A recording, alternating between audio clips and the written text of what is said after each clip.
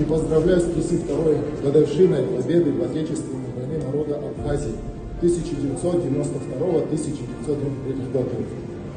Победа абхазского народа стала символом несгибаемого духа и силы воли, примером того, как любовь к родине и вера в правое дело способны преодолеть любые испытания.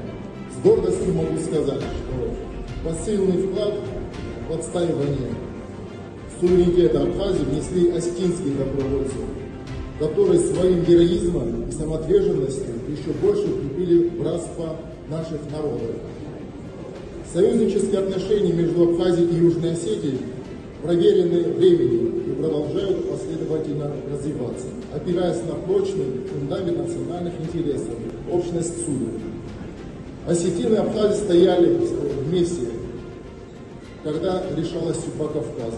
Плечом к плечу они встали на защиту Донбасса еще в 2014 году, отстаивая ценности русского мира, право людей говорить на родном языке, хранить свою культуру, память и подвиги предков в годы Великой Отечественной войны.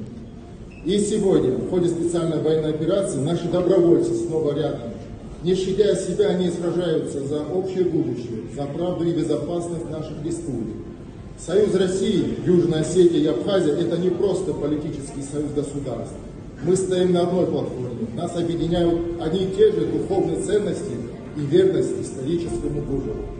В эпоху, когда формируется новый многополярный миропорядок, нашим странам предстоит решать важнейшие задачи – укреплять государственность, развивать экономику, сохранять духовно-нравственные основы общества и обеспечивать безопасность граждан.